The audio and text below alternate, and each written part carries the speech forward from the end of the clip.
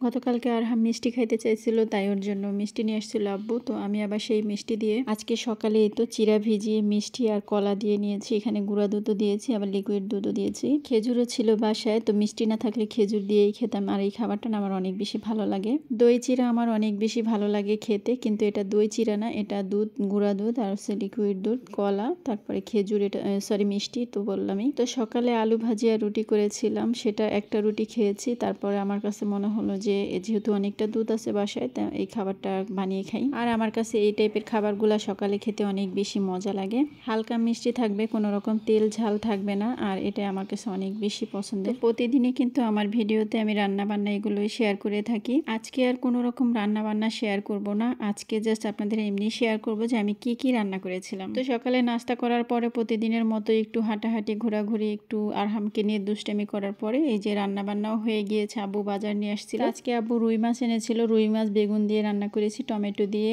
আর ওটা দেখতে পেলেন মুরগি চামড়া আলু দিয়ে ভুনা করেছি, মানে ভাজা ভাজা। আর এই তো হচ্ছে শাক ভাজি, আর এই তো মূলা ভাজি করেছি। তো মূলা ভাজি কিন্তু অনেকেই পছন্দ করে না, আমাদের বাসায় মানে অনেক বেশি পছন্দ করে এটা। আমারও রান্না শেষ হয়ে গেছে, এদিকে আপাও চলে আসছে কাপড় ধোয়ার জন্য। তো ওই যে আমি কাপড় ভিজিয়ে রেখেছি, আমার শাশুড়ি মা, আমাদের বাসায় সবার কাপড়গুলোই। তো আপাই হচ্ছে কাপড়গুলো নিয়ে আসতে চাইছিল, তো আমি ভাবলাম যে না দিয়ে আসি। তো আমি এরকমই করি, আপাকে প্রায় প্রায় কাপড় ধুইলে আর কি আমি দিয়ে আসি, আবার আপা একাই নিয়ে আসে ধুয়ে যখন হালকা হয়। কারণ কাপড় ভিজিয়ে রাখলে কিন্তু অনেক বেশি ওজন হয়ে যায়, তাই আমি ভাবলাম আপাকে দিয়ে আসি আর আমি একটু এদিকে হাঁটাহাঁটি করে আসি। আর এই জায়গাটা এত বেশি সুন্দর, এখন থেকে কিন্তু আগামী মে মাস পর্যন্ত এই জায়গাটা অনেক বেশি সৌন্দর্য বেড়ে যাবে, আর আমার তো অনেক বেশি ভালো লাগে। তো ওই যে আমি আবার একটু পা ভিজাচ্ছিলাম। তো একবার ভাবছিলাম যে নদীতে গোসল করি, তারপর ভাবলাম যে না, আমার ভিজা কাপড় নিয়ে নদী দিয়ে উঠতে একদমই ভালো লাগে না। তো এর জন্য একটু পা ভিজিয়ে মনকে সান্ত্বনা দিয়ে চলে আসলাম। তো এইখানে আবার আমি দুপুরে খাওয়ার পরে এখানে কলা দিয়ে দুধ দিয়ে ভাত নিয়েছি।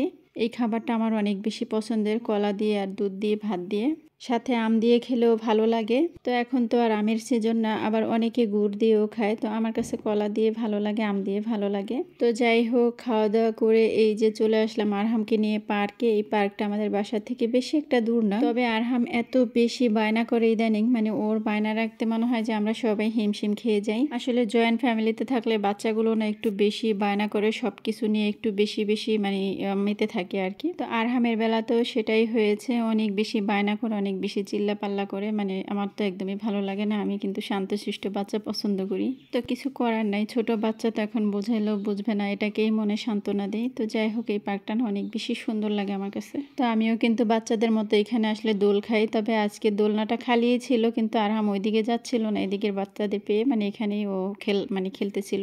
আর আরহামের শরীরটাও ভালো না, ওর শুধু দাঁতে ব্যথা করে কয়দিন পর পর। তো আরহামকে নিয়ে অনেকক্ষণ ধরে আসছি, ওর খেলা দেখতে দেখতে। আবার আমি একটু বসেছিলাম এখানে। তো অনেকটা বিকেল হয়ে গেছে, এখন আমরা চলে যাব বাসায়। তো আরহাম বলতেছে একবার যাবে, একবার বলতেছে না যাব না, আমি আর কিছুক্ষণ থাকবো। তো আমি বললাম যে আচ্ছা ঠিক আছে, যেহেতু তোমার শরীরটা ভালো না, আর একটু খেলা করো, বাসায় গেলে তো এমনি চিল্লা পাল্লা করবা, তো এখানেই খেলা করো। এখানে আবার থাকলে অনেক অসুস্থ থাকলেও কেমন জানি সুস্থ হয়ে যায় বাচ্চাদের মধ্যে বা খেলনা দেখে। তো এখন আরহাম বলতেছে যে মা চলো, আর থাকবো না। তারপরে এই যে আমি চলে আসলাম ফুচকা খাওয়াতে ওকে, ওই বলতেছে ফুচকা খাবে। তো আমি বুঝতে ভুল করেছি, ও মশলা ছাড়া ফুচকা খাইতে চাইছে, জাস্ট ফুচকার ওই যে উপরের ওটা খেতে চাইছে যেটা মচমচা। তো আমি ভাবছি হয়তো বা ওই ফুচকাটাই খেতে চাইছে। তো আমি কিন্তু কেনাকাটাও করেছিলাম টুকিটাকি, একদম বাসায় চলে গেছিলাম। তো ওর কান্নাতে আবার এখানে আসতে হয়েছে, মানে ওকে ফুচকা খাওয়াইতে নিয়ে আসতে হয়েছে। তো তারপরে ও আর খায়নি, আমাকেই দিয়ে দিচ্ছে, যেহেতু ওর শরীরটাও ভালো না আর ওর রুচিও নেই মুখে। পরে ওকে আমি 5টা ফুচকা এমনিতেই কিনে দিছি। আর এই ফুচকা কিন্তু আমাদের বাসায় আছে, তেল দিয়ে ভেজে নিলেই হয়। তো